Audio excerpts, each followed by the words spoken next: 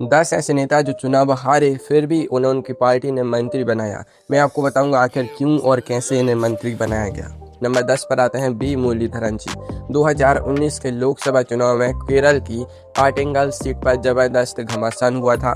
BJP ने अपने वरिष्ठ नेता बी मुरलीधरन जी को मैदान में उतारा। चुनाव का नतीजा आया और बी मुरलीधरन जी चुनाव हार गए। केरल की राजनीति में कमल खिलाना कोई बच्चों का खेल तो है नहीं, लेकिन रुकिए, कहानी यहीं खत्म नहीं होती। चुनाव हारने के बाद भी उनके सितारे गैदेश में नहीं गए, बल्कि सीधे आसमान पर चमकने लगे। मोदी सरकार 2.0 का गठन हुआ और बी मुरलीधरन जी को सीधे विदेश और संसदीय कार्य राज्य मंत्री की लाल बत्ती वाली कुर्सी सौंप दी गई। अब आप सोच रहे होंगे कि जो बंदा जनता की अदालत से हार गया वो अचानक मंत्री कैसे बन गया। तो भैया, इसे कहते हैं संविधान का जादुई दरवाजा।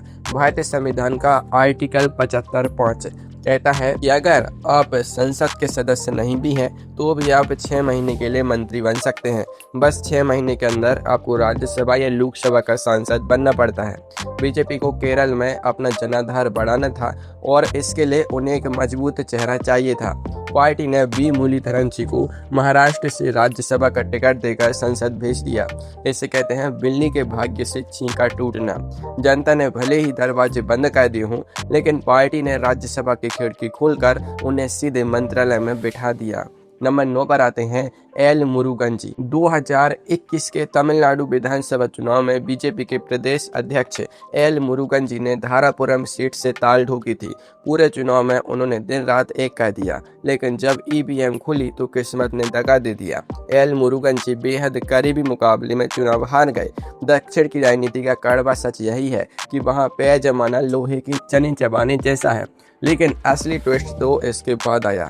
जुलाई 2021 में जब मोदी मंत्रिमंडल का विस्तार हुआ तो हारने वाले एल मुरुगन जी को सीधे सूचना एवं प्रसारण तथा मत्स्य पालन राज्य मंत्री बना दिया गया। जनता देखती रह गई कि भाई जो विधायक का चुनाव हार गया वो केंद्र में मंत्री कैसे बन गया। राजनीति में कहावत है कि हार कर जीतने वाले को बाजीगर कहते हैं, लेकिन असलियत यह है कि हार कर मंत्री बनने वाले को राज्यसभा वाला कहते हैं। बीजेपी को तमिलनाडु में दलित वर्ग के बीच अपनी पकड़ मजबूत करनी थी और एल मुरुगन जी पार्टी के वफादार सिपाही थे, इसलिए संविधान के उसी नियम का फायदा उठाकर उन्हें मध्य प्रदेश से राज्यसभा सांसद बनाकर दिल्ली ले आया गया। उसे कहते हैं कि किस्मत मेहरबान तो गदा पहलवान। चुनाव हारने का गम कुछ ही हफ्तों में केंद्रीय मंत्री बनने की खुशी में हवा हो गया। वैसे राजनीति का असली सस्पेंस तो उस नेता के साथ हुआ जिसने पूरी पार्टी के चुनाव की रणनीति बनाई, सरकार की जीत का पूरा खाका तैयार किया, लेकिन जब खुद वोट मांगने मैदान में उतरा तो नतीजा देखकर बड़े बड़े दिग्गज सन्न रह गए।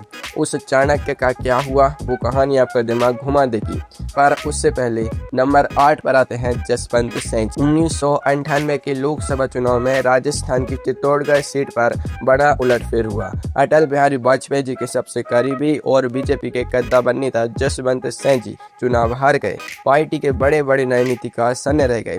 अटल जी की सरकार बढ़ रही थी, लेकिन उनके सबसे भरोसेमंद साथी के पास जनता का जनादेश नहीं था। अब सवाल यह था कि क्या इतने बड़े राजनीतिकार को घर बैठने दिया जाए? बिल्कुल नहीं।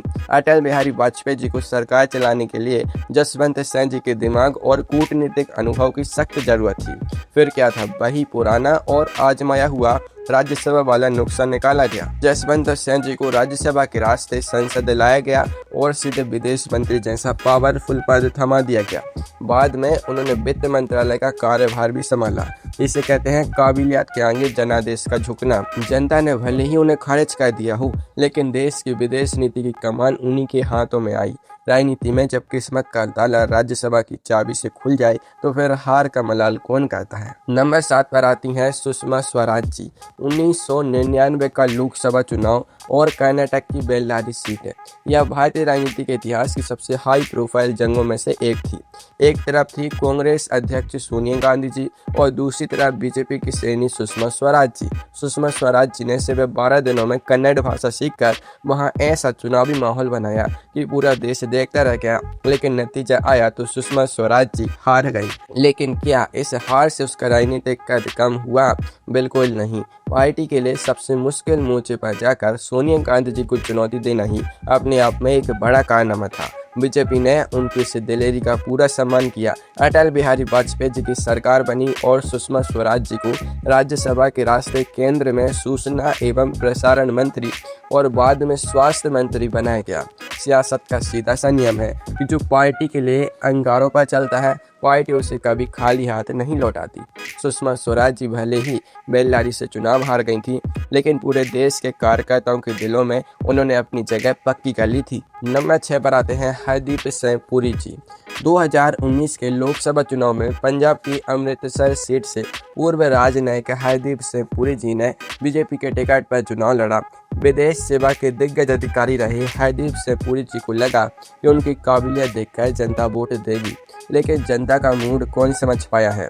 हरदीप सिंह पुरी जी चुनाव हार गए। अब ठहरिए, असली रोमांच तो इसके बाद शुरू होता है। चुनाव हार के बावजूद मोदी सरकार 2.0 में उन्हें सीधे नागरिक उड्डयन और आवास एवं शहरी कार्य मंत्रालय जैसा भारी भरकम विभाग दे दिया गया। बाद में तो उन्हें पेट्रोलियम जैसा मलाईदार मंत्रालय भी मिला।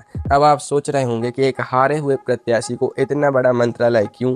भैया, सरकार चलाने के लिए सिर्फ भाषण देने वाले नेता नहीं, बल्कि हरदीप सिंह पुरी जैसे तगड़े नौकरशाह और प्रशासक भी चाहिए होते हैं। देश के बड़े बड़े प्रोजेक्ट्स को संभालने के लिए मोदी जी को उनके अनुभव का पूरा भरोसा था, इसलिए उन्हें उत्तर प्रदेश से राज्यसभा सांसद बनाकर कैबिनेट मंत्री का दर्जा दिया गया। इसे कहते हैं हुनर हो तो कद्र हर जगह होती है, चाहे ईवीएम का बटन साथ दे या ना दे। नंबर 5 पर आते हैं रवनीत सिंह बिट्टू जी। 2024 के लोकसभा चुनाव से ठीक पहले पंजाब में एक बड़ा राजनीतिक ड्रामा हुआ।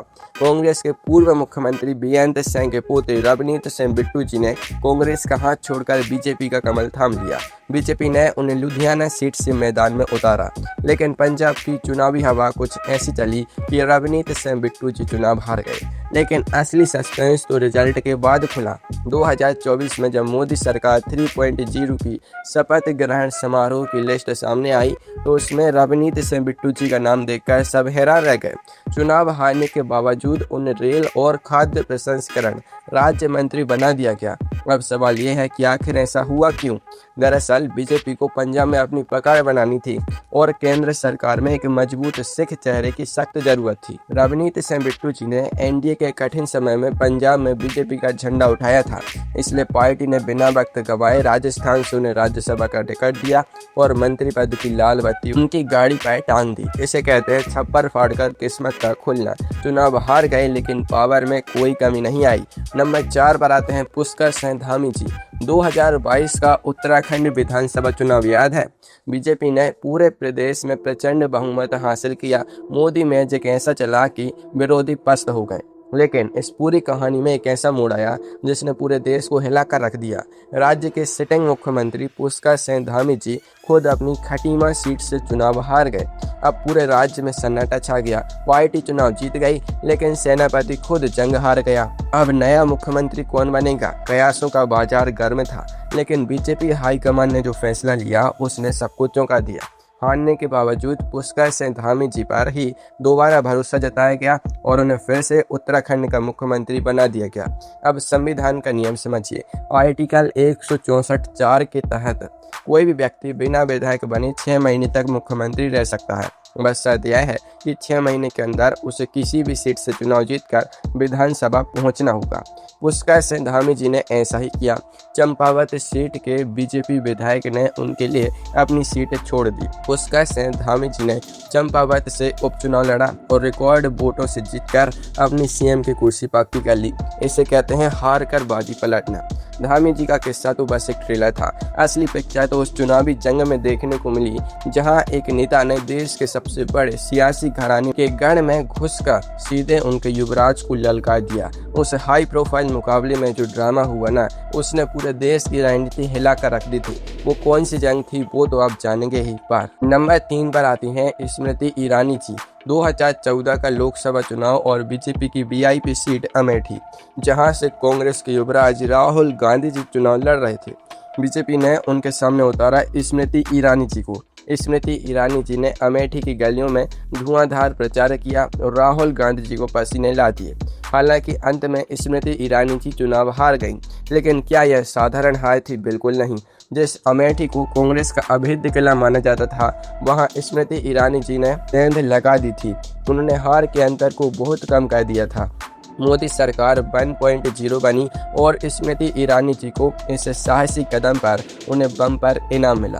उन्हें सीधे मानव संसाधन विकास मंत्री यानी HRD मिनिस्टर जैसा बेहद अहम कैबिनेट पद दिया गया।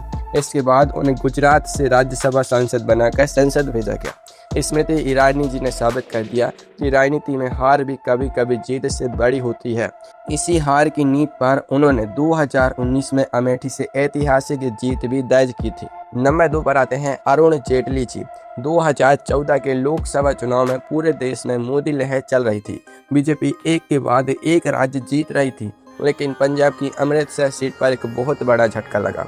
बीजेपी के सबसे बड़े राजनीतिकार और चाणक्य माने जाने वाले अरुण जेटली जी कांग्रेस के कैप्टन अमरिंदर सिंह जी से चुनाव हार गए। पूरा देश हैरान था कि जिस नेता ने पूरे देश में चुनाव की रणनीति बनाई, वो खुद अपनी सीट नहीं बचा पाया। लेकिन क्या मोदी सरकार अरुण जेटली जी के बिना चल सकती थी? बिल्कुल नहीं। अरुण जेटली जी बीजेपी का दिमाग थे, देश के सबसे बेहतरीन वकीलों में से एक थे और सरकार के मुख्य संकट मोचक थे। प्रधानमंत्री नरेंद्र मोदी जी ने बिना एक सेकंड गवाए अरुण जेटली जी को देश का वित्त मंत्री और रक्षा मंत्री जैसे 2 सबसे ताकतवर मंत्रालय सौंप दिए। उन्हें गुजरात से राज्यसभा के जरिए संसद लाया गया। जब प्रधानमंत्री का अटूट विश्वास आपके साथ हो, तो जनता की एक हार आपकी काबिलियत को रोक नहीं सकती। अरुण जेटली जी ने साबित किया कि संसद में एंट्री का रास्ता सिर्फ लोकसभा की सड़क से नहीं, बल्कि राज्यसभा के VIP गलियारे से भी जाता है। नंबर 1 पर आती हैं ममता बनर्जी जी। 2021 का पश्चिम बंगाल विधानसभा चुनाव भारतीय राजनीति के इतिहास का सबसे भीषण और हिंसक चुनाव। तृणमूल कांग्रेस की सुप्रीम ममता बनर्जी जी ने अपनी पारंपरिक सीट छोड़कर नंदीग्राम से चुनाव लड़ने का ऐलान किया, जहां उनके सामने थे बीजेपी के शुभेंदु अधिकारी जी, जो कि अब वर्तमान में पश्चिम बंगाल के मुख्यमंत्री हैं। जब नतीजे आए तो TMC ने 213 से ज़्यादा सीटें जीतकर राज्य में बम्पर वापसी की, लेकिन नंदीग्राम में खुद मुख्यमंत्री ममता बनर्जी जी चुनाव हार गईं। सोचे, पार्टी को छप्पड़ फाड़ बहुमत मिला, लेकिन राज्य की सबसे बड़ी नेता खुद अपनी सीट हार गई। अब आगे क्या था? क्या ममता बनर्जी जी मुख्यमंत्री पद छोड़ देती? बिल्कुल नहीं। दीदी ने वहीं से अपना असली राजनीतिक दांव खेला। संविधान के आर्टिकल 164(4) का इस्तेमाल करते हुए ममता बनर्जी जी ने हारने के बावजूद मुख्यमंत्री पद की शपथ ली। नियम के मुताबिक उन्हें 6 महीने के अंदर विधायक बनना था। 6 महीने के अंदर भवानीपुर सीट पर उपचुनाव हुआ। ममता बनर्जी जी ने वहां से ताल ठोकी और 58,000 से ज़्यादा वोटों के भारी अंतर से जीतकर विरोधियों के दांत खट्टे कर दिए। वैसे कहते हैं, नेहले पर दहला मानना। खिलाड़ी भले ही एक मैच हार गया हो, लेकिन अंत में ट्रॉफी उसी के हाथ में रही।